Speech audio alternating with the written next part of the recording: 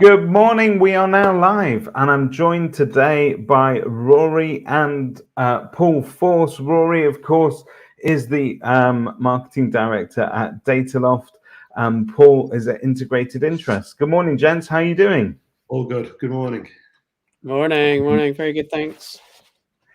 Good to have you both with us. An interesting tie-up almost seems very natural in terms of how agents can best utilize your services.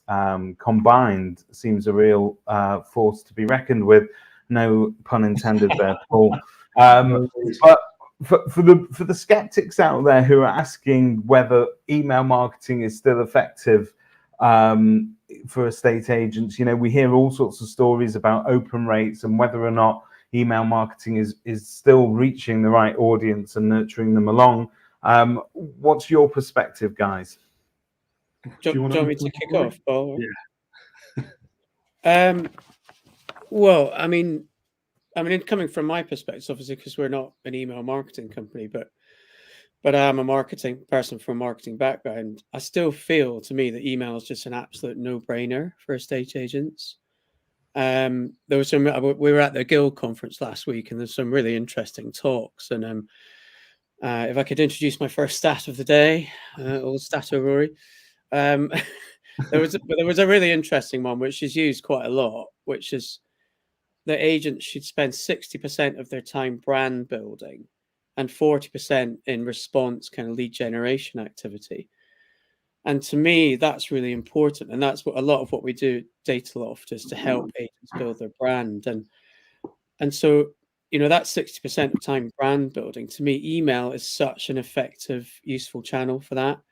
Because, it's cost effective. It's a really simple way to keep hearing this word nurture, but the whole concept of of nurturing your database is if you consistently stay in touch with your database by email. That's the key, you're not Yeah. you might not get huge open rates or click-through rates, but the point is if you consistently do it, and this is why we're so excited about our integration. If you're sharing something about their local market, the property that they live in, that they find of interest, then you've got way more chance of them opening up the email and reading it. But it's the whole point about that. If you want to build your brand, that 60% time you need to spend on that, then sharing local relevant content by email is really effective. But so I still think in this day and age, it's a really, really effective channel for estate agents to use, and not many are using it that well. But Paul, it's interesting you make that sort of analogy with.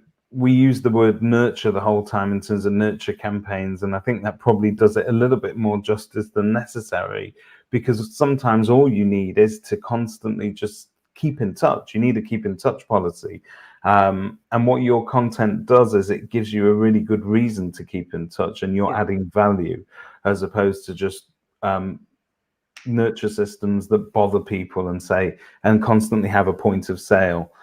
You're not nagging them in that way. If you utilize your information correctly, you're actually adding value. You're giving them information that they may find interesting. I think it's, you've got to understand the people that you're talking to first off. So from, the integration side, the segmentation of that data, make sure that, it's called, nurturing, it's called workflows, customer journeys. There's so many different names for it. So yeah, it is. Even by getting the right target audience, you look at agents, they've got obviously active and they've got archived. People that they don't really, that may have bought from them, I don't know, 3 years ago, 4 years ago. Again, people are still kind of looking at the communications, be it from a newsletter, to which, again, you can kind of put the market updates that Dataloft do in that, which you can send out from a manual, or you can automate that out as well. So it's important for them to kind of see that. So even though they may not be in the market to sell, buy, rent, let, whatever it may be, they're still getting that data that's kind of informing them of that market. Even from, segmentation, 50% people are more likely to click on a call to action if the information and that segmentation is correct. It's massive on that side of things. But when you think about it, what do you want email marketing to do? Really, you want it to do, 3 things. You either want them to, drive traffic to the website. on that side of things. You want them to pick up the phone and give them a call, or you want them to, send an email or fill out a form. That's what you want. It's driving that interest. And if you can back that up with insightful stats and information to show that you're head and shoulders above the market, but also you're talking to them, in a regular but not overly done fashion, it pays dividends. Yeah, it's that weird concept that about sometimes you need to be quite patient with your marketing, which none of us are particularly patient, but because you want results. But if you keep ticking away, and keep share, and if you can share things that they're interested in receiving, then like the ideal position is that even if the homeowner is not ready to talk to you now, that at some point when they are ready, you'll be on their radar. And I think the agents that we work with that go that extra mile to both stay in touch, nurture their database, and share something that people find really interesting to read, really steal the march in that perspective. I think agents are super lucky in that respect, in as much as our nation seems to have a natural curiosity around anything to do with property prices. We all love a good stat. My ears pricked up when I heard Paul mentioning percentages there. So these are all things that people like to read about. I'm not convinced that if you're looking to buy a car, you're in the market for a car for that moment. I'm not sure I'd necessarily have a curiosity about car prices in between my next car. But I think with properties, you've got a captive audience the whole time. And if you can keep your content varied enough, and if you can keep yourself in front of them without boring them, I think that's the key to it. Yeah, I think and your database is a lot more than just people that you're currently communicating with. Paul will talk to you a bit about the mechanics of how the integration works, but like you might have landlords on your database who might be looking at their next property and you don't know that. So keep that conversation going. You might have tenants who are the buyers of the future. In the Property Academy survey, I think it's something like 25% of tenants said they're looking to buy in the next 12 months. Yeah. So if you're the agent that's proactively staying in touch with them, then there's more potential business to be generated as well. Absolutely. It's an often overlooked patch of the market, that actually, in terms of where your next buyers are going to come from. But it's natural that they'll be there. So Rory touched on it there. Obviously, we're here today because both of you in your own rights have fantastic products that are helping agents reach their target audience and provide them with great content. And so it may seem that the tie-up between the two of you is natural, but how does the integration work, and what sort of value is that delivering for agents? Well, I was going to say we first started talking, believe this or not, Rory, I had to look back through the emails when we initially started, and it was just over a year ago. Last February is when we first started talking, and it was, it was an easy fit, if you know what I mean. So, Dataloft Inform was absolutely cracking data, but where they had it, it'd be on the widget, which is great, where you can kind of see it on the websites and so on and so forth. And they've got the monthly market updates and all the infographics, which is absolutely fab. But we'd had clients, and Rory had had it from their side as well, saying, it's really great that we've got all this data. And we work in different verticals as well. And you look at the information and the data that estate agents have, it's phenomenal. Absolutely. We know everything about them. So it was kind of trying to get that information out. So we put together certain workflows, nurturing campaigns, as we were discussing it, and say, wouldn't it be great for a welcome message, for instance, to be able to fire out, when they first get introduced to the business, and be able to tell them about their hyper-local, if you want to use that word, where you can't say, we know that in the last 5 years, house prices have gone up by this. We know a semi-detached is worth that. Walking to the nearest bus stop is, whatever it may be. So as an introduction to start to bring in that information, it was a no-brainer. And because Dataloft Inform didn't have that ability to automate this and to be able to stream this information in, that was where we kind of go, well, we've got our customers asking for it. You've got that there. Can we just do an API to kind of talk through this? Because we did some work for I shan't say who actually. We were doing some work and it was all to do with the welcome message. And this customer was that we don't need a welcome message. Just as an example to kind of lead on to this. And so we kind of said, look, it's best if you do, because engagement will be higher. And again, the more facts and the more information you can get and put in there, the better it is. And we did some trials and testing on there, and we found that if they didn't receive a welcome message, only 3% of people who would come onto that database would go on to engage with further communications.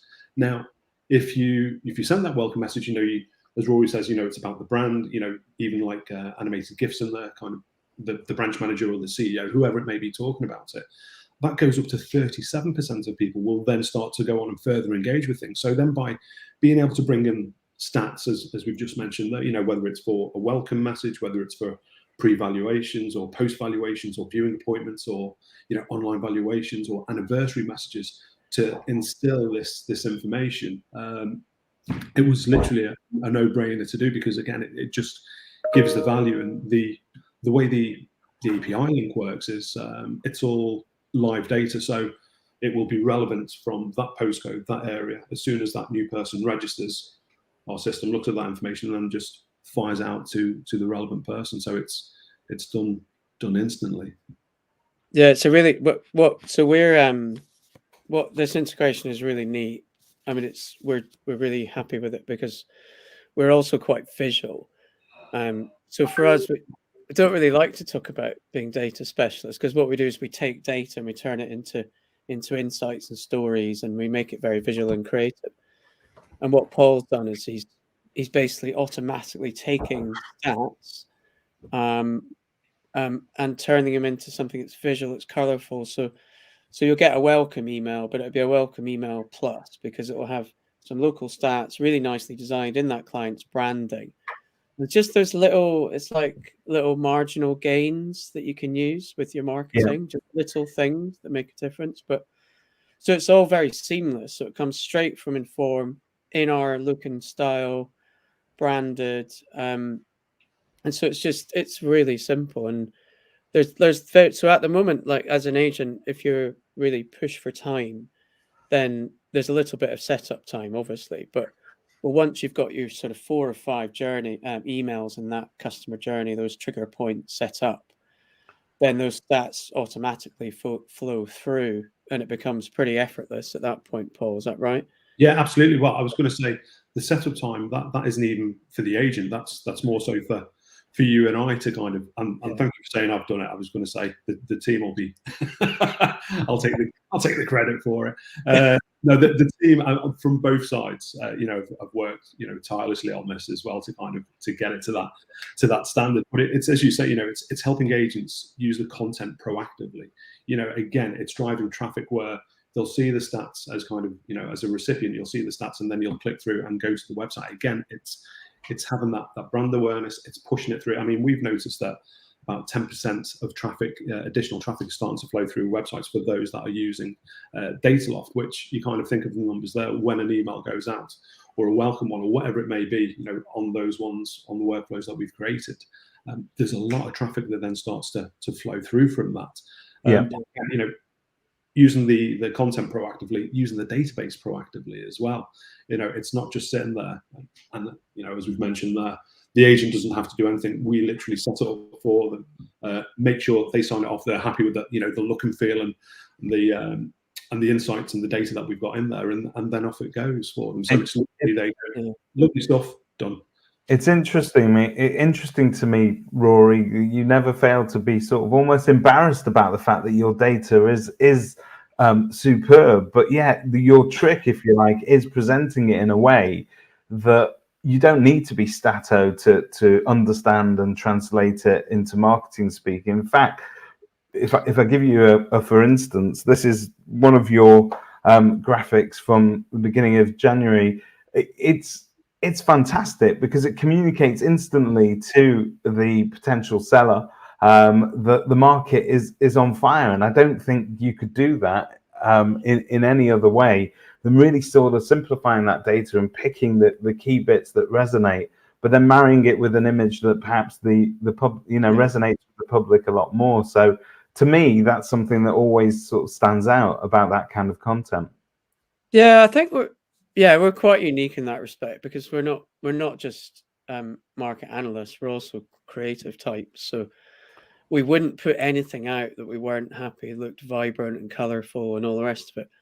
So, but that's why we probably, my colleague Becca, who's absolutely incredible at working on the integrations, probably drove Paul mad because she wanted to make sure everything was absolutely spot on. But basically, it is quite seamless, because if you work with integrated interests and with Dataloft and Form, you're getting content that you're used to seeing in the same style, look and feel, effortlessly flowing through to emails, and that's really exciting. And the exciting, there's bits that I really love. Like, we've always loved this idea, and I know some other people do this as well, but with the email, it's easier. Is that idea of the anniversary emails as well? Yes. Like that whole bit about, Josh Fegan always talks about, dentists are really nailed this bit, that when you leave the dentist, the first thing you do is book you in for an appointment in a year's time. Whereas when you've done your transaction with an agent, and I'm not being critical at all, but when you've done a transaction with an agent, they don't necessarily then stay in touch.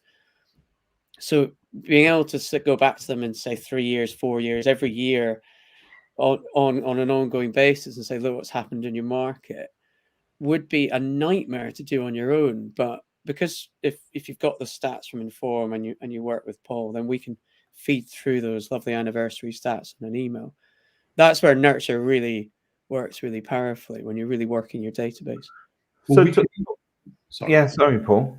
No, I was going to say it's a really good point, because we can even work it as well. The agent's got that data in there, and so you could have someone who maybe looked at an online valuation, never really kind of converted to having a proper appraisal. But what we've also got the ability, again, on that nurture campaign, let's say someone 6 months ago, 12 months ago, showed interest, and then they come back to the website. Well, we can actually target that, see that person come back to it, and then send them an email based on the stats from Dataloft and Form, and kind of say, wow, since you've been away, nice to see you back. The markets, this has happened in your hyper local area. This is what's happened. So again, we can kind of touch people who haven't been, from their actions, we can start to engage from it. And again, with the integrations that we've got with CRMs and with Rory, we can start to really home in on that. But like you were showing the infographic there as well, which is really powerful stuff and really well done by, as I say, the team over at Dataloft, which a lot of agents use for their social media. We've also got the ability that is also now piped into our platform.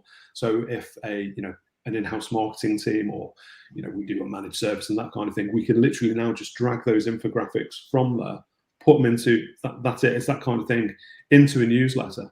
And again, fire it off. So it's helping populate that, give it that content as well. So it doesn't necessarily have to be automated. We can also do the content, if you like, for newsletters, or just kind of a burst out if that marketing department wants to. But then again, your developers over there and our developers over here. So that's what I wanted to talk to you next about, Paul. The integration itself, I'm assuming that's now live, and that agents can start to use that. I suppose a key part of it is that as agents, we're wearing so many different hats. We've got only a certain amount of time, and we're constantly juggling tasks. Yeah. We need to learn to be marketeers. We need to be presenters. We need to be salesmen. We need to be constantly prospecting. We need to be everything. And sometimes we are guilty of dropping some of those hats whilst we're juggling them. So I think the key is as much automation and as much integration as possible, that kind of once you've set your defined marketing path and how you want that nurture journey to look, it works seamlessly in the background there. So how in actual fact is that going? I was going to say it goes really well. I mean, we went live, I think it was beginning of December, I think it was, when we announced it, wasn't it, Rory? Yeah. And again, the agents are so busy. You do, they wear so many different hats. They have to play so many roles. And this is where we've got so many different nurturing campaigns that we can say to the agents. We've got this. So, from our experience with our clients, we know that these ones perform the best. These ones are going to bring in instructions. These ones are going to kind of help, nurture that client. But again, it's how's the best way to phrase it? it's making the automation as well look personal, like it's from a real person. It's not robotic. It's not kind of, one that you get from a cart abandonment kind of, style in that. It's where it actually says, we can put the negotiator in there. We can have a picture of them in there as well to make it look and sound that, and we know that another one that databases, because agents are busy, are not always in the best condition, kind of, they may put the first name in the wrong place and so on and so forth. So, but again, by having personalization, it is a really powerful tool for people to open and engage with it.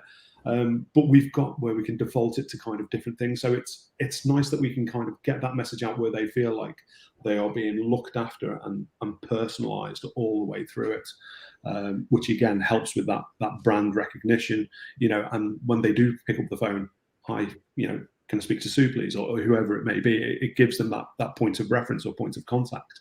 Paul, yeah, I mean, it's worth saying that there are actually agents who have got a bit more time for marketing, or maybe they have a marketing manager, which they're very lucky in that respect. But what we'll also look at is, further down the line, is the ability, if you're a marketing manager, you want to build your own emails. Paul, you can tell me a nod if I'm correct here, but if you're a marketing manager and you want a bit more variety in your emails, or you want to create your own content. So say you want to do an email campaign just to people who own detached homes in your local area, and you just want to pull out stats on what's going on in that particular market, or you want to contact local developers and you want to pull some new homes stats or email and new homes market report from Dataloft Inform, then we'll be able to cater for that as well. So we've started out sort of on the basis that a lot of the subscribers we work with are time starved, which is absolutely understandable. So we've got a really quick fix for them, but we'll expand on that over time as well and give people more choice too. I think Paul touched on that before, that the agents are not amazingly good at tending their data sometimes, and we're all guilty of using the CRM as a sort of a catch-all bucket for people's details. We're on autopilot. You answer that phone, you take their name, their address, it goes in there, and then it's there forevermore, or until you do something with it. Sometimes too slapdash about it, so we don't get the correct data, or we're not having the proper conversations. But I think that attitude, if you like, is changing, because I think we all realize that we're living in this sort of golden age of data at the moment, where if we don't utilize the data to the best of our ability, we're really sort of missing a trick. And that's the key to making things feel more personalized, but also having quality conversations with the customers. That you've got it's having the relevant conversations with the customers as well, by knowing who that person is that you're going to be targeting through, whether it be email or SMS or direct mail, whatever it may be, to know that audience. Because you mentioned it before about open rates. If you kind of start to shoot, I mean, you don't want to go down that too granular, but if you kind of do the shotgun approach, you just send it out to everyone, your open rates will be absolutely terrible. Where if you kind of say, right, as Rory said, I just want to speak to first-time buyers that I've got a budget of X amount and blah, blah, blah, maybe a new home development or whatever it may be, fire out within a postcode of X, you can start to do and, send that information through. So you then start to put things in funnels and kind of make sure that you've got the campaigns right. And then, you can also, I was going to say, through our platform, and again, utilizing that, if someone engages with that email, goes off and does this, it's like for financial services, a great example there. Agents now, I mean, we've seen it happen more so, I'd say, in the last 12 months, where agents are starting to kind of come on more financial services, kind of, the referrals off the back of that. So it's an easy sell, again, from a welcome message. Financial services are in there, they click onto it, they go to the website, they see a bit of information about it, and then 2 days time they'll get an email off Brian, have you got your mortgage in place, X, Y, and Z. So again, it's from an agent's point of view, they don't have to worry about that contact, that introduction is already made. So yeah, it is important to make sure that the data is in there. Obviously GDPR and the compliance issues and all of that, but they're all taken care of by marketing consent, which again, the platform does as it pulls that data through and make sure, yes, we can censor that person. It's quite, I mean, obviously, like in the modern age, you've got to, I know that people say you've got to have 11 touch points across 7 different marketing channels. Everyone's got slightly different numbers. So obviously email is not your only marketing channel you should use, but there are still very few alternatives to be able to be that segmented and that particular about, getting to the right people at the right time with the right message than email. And you could do it with door drops. You can do it if you're lucky. Social media is absolutely crucial, but you're not guaranteed you to get through to the right person and all the rest of it. So, if anyone's listening in and they think, oh, I don't do email anymore, it's a bit old hat, then I really don't think that's the case at all. And I think it's still a really important part of your marketing. Well, I've got a stat for you there, Rory, if you want it. Oh, yes. So I was going to say, come on, Paul. Jazz this up with a nice stat. But 60% inquiries are made via email compared to only 13% of social media. So, I mean, it's people will sooner engage and inquire by receiving. It's almost like you receive a letter. I know emails are digital letters in a form, but 60% will make it off the back of that compared to 13% off social media. Because social media, there's a lot of content there. You've got the never-ending scrolling thing, and it's those little sound bites where the email has you. I mean, I think another stat is like 25% of emails are opened in the first hour of you receiving them as well. So it does hold your engagement in email when it comes through more than a social media. Social media is great. You should use it, absolutely, and you can do all the segmentations on that as well. But you need kind of that multi-marketing channels to be able to do it. But email is far by, still well up there. The key to all of that is an email plus content that people want to receive is the most powerful combination. I think that's what Scott was really excited about this, because staying in touch by email is important. It is, but if you can stay in touch plus share something of interest and relevance, then you're onto a winner, really. So this is the perfect marriage between sort of a digital marketing platform and really great market focused content. Yeah. What is the feedback like from agents that are using the integration at the moment? Yeah, they're absolutely loving it. We've got so many on there at the moment that we're trying to get through, because now people are, the floodgates are open. It's when can we have it? When can we have it? When can you have it? And you kind of go, yep, we're doing it. We're doing it. So the demand for it has been great. But there's so much you can do with it, and this is, I was going to say, it's a nice problem to have. We've got the standard ones where we've put it in there, as I mentioned, welcome messages and so on, and anniversary and so on and so forth. But the beauty of it is when you start talking to the agents as well, is how you then start to bespoke this information.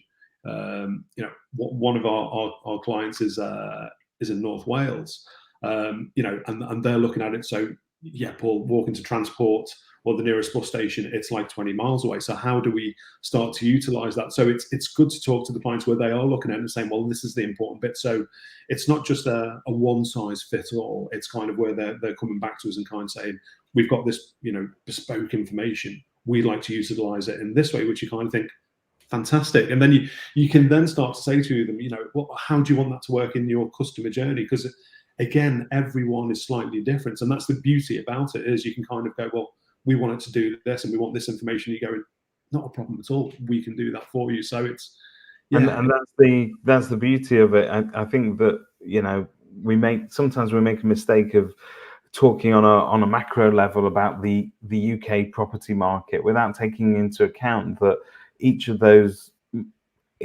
our markets, I suppose, are unique in its own way, and sometimes you need to go hyper local in order to give them information that's relevant to them. Because I've spoken to agents in Wales, and sometimes they'll say, yes, well, we're often lumped in the same basket as the rest of the UK, but we've got particular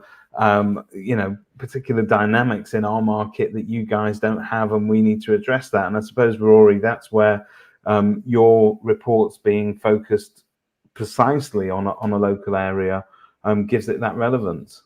Well, it's not just within a local area, but it's when you look at particular property types. For example, I was chatting to a subscriber in the New Forest, and he was saying, there was a 2% increase in average values across all properties in the last 12 months. And he was quite rightly saying, "Oh, it feels like it should be a lot more than that." But when you look at averages, that takes into account, studio flats up to 10-bedroom mansions. So you're going to have something that finishes kind of in the middle. But then we looked at detached homes, and they'd gone up almost 10% in value in the last 10 years in the same area. And for him to be able to talk about averages and then talk about the highest performing properties is really powerful and shows that he really knows the market inside out. So yeah, there's local, and then there's niches and sub areas within a local market. But But what's to be able to lovely get on all that, of that information on your own and try and make sense of it would be an absolute nightmare. So Yeah. But what's lovely on that is then you can start to go out there and do mining as well. So you've got a database. You know what kind of property that person's got. As you say that a detached has gone up by 10% in the last X amount of years. Then you can just go at your database, send a communication out. Did you know? Blah blah blah. Yeah. Bring that stat in. And then click here for evaluation or for a property appraisal, and that will drive it because people don't know that information. But if you've got them there, and again, it depends on the frequency of when you send things, but that's so powerful to kind of bring people in who there may be applicants who haven't you want to try and get them onto to get an instruction or an appraisal on them, so send them that information. You would have with your clients, Paul, they would have a couple of standard email templates presumably that they can tailor.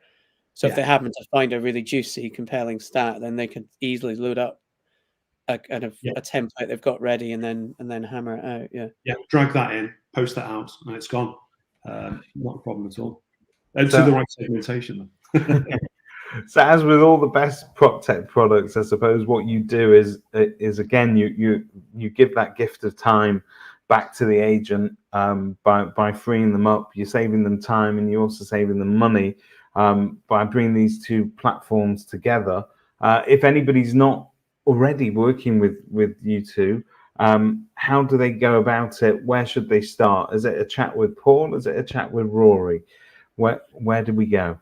It's either. So, for instance, if clients are already on board with either myself and they're with Dataloft, then we set them up for it. So there's no additional charge for that. It's just as long as they're kind of with Rory, they're with us. Again, we can get those set up and up and running.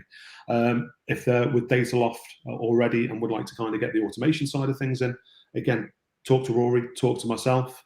More than happy to have that conversation, and vice versa. Clients that are with us that want to be working with Dataloft, we can, in a nice way, we can bore them silly about how good they are and what they do. So it's a really good marriage. And when you look at again the just the timing saved as well. I mean, even just by integrations, uploading data, downloading data, unsubscribing. I mean, we did stats on it, and it's about 8 hours a week people waste on doing that. So, if we near enough pays for itself, when you kind of look at the time savings from an admin point of view, kind of with Dataloft and, and ourselves, I was going to say a no-brainer, but I'm not going to say a no-brainer. I can feel the love in this marriage. When we're doing prep for our webinars, we'll ask you a bunch of questions, and very often marketing people will just send back a whole load of blurb on each company. But you two have sent me back a line here, which I think says it all. Dataloft and Integrated Interests are both small and flexible companies who will go the extra mile to help their mutual clients get their integration up and running. I suppose there's a perfect marriage in terms of business philosophy as well, in how hard you're going to work to get successful results for your clients. Yeah, we probably put too much effort in, but no, we just want to make sure that everyone's happy. I mean, we're absolutely, the content is fantastic on Dataloft Inform. We want to make sure that people use it proactively. That's the secondary and really important focus for us. So that's why we put so much work into integrations like this one to help with that. But no, we're both very similar sized companies, and we're both just like making sure people are happy and that they've got the best out of the products they pay for. Yeah. But it's funny you do say it like that, Rory, as well, because it is kind of sometimes it's at the detrimental of yourselves, where you kind of go, the client will want something, you kind of think, right, we don't want to let them down. We want to do that. And you kind of, we'll have conversations with you scratching your head. You think, how do we do that? And when you kind of, it'll say, but that's not in our offering. No, I know it's not in our offering, but how do we get that? Or someone will ask you. But it's nice because it just doesn't benefit, if you think about it as well, when we do go off and we kind of say, yeah, how do we do this? And it is going above and beyond. It doesn't just benefit that one client though, it benefits everyone else, because we've done that for that one client, which we then can push out to, the masses or our client database and say, yeah, we've now done this, you're now able to do this. So I was going to say it's not detrimental, but it helps push it's all worth it along. Yeah. That is great. We can have this discussion in a wider sense about prop tech, but there are some companies who have a very rigid framework, and if you don't fall within that sort of box and that offering, then it's not going to be the product for you. And as great as it might be, it doesn't offer that flexibility to progress. But then you've got really sort of progressive solutions that are constantly taking on board their clients' feedback and constantly then adapting it. And it does feel like it's a never-ending story because you're constantly improving your offering. But I would argue that these days that's where the focus of it's right in line with estate agents, because we woke up in a world where 5-6 years ago we had to justify our existence against perhaps slicker looking online models, and we realized that in terms of customer service, what we have to do is widen our offering. And if there's something that our clients want us to do, we can't afford to just fold our arms and say, no, we don't do that. We have to adapt and do it. So I suppose really that's the mirror of it, isn't it? Yeah, absolutely. Well, it's fantastic. It's been really great sort of catching up with you both and learning a bit more about this integration. And of course, all your details are on kerfuffle.com, as well as some fantastic deals. But if you're looking to boost your hyperlocal presence and your relevance to your audience, I would highly recommend that you take some time, have a chat with both Rory and Paul. Seem like really passionate guys and know what they're doing within their fields, and together it is that perfect marriage. So thanks for joining us, and we'll talk to you again soon. Thanks, David. Thanks, Paul. Thanks, David. Cheers. Bye.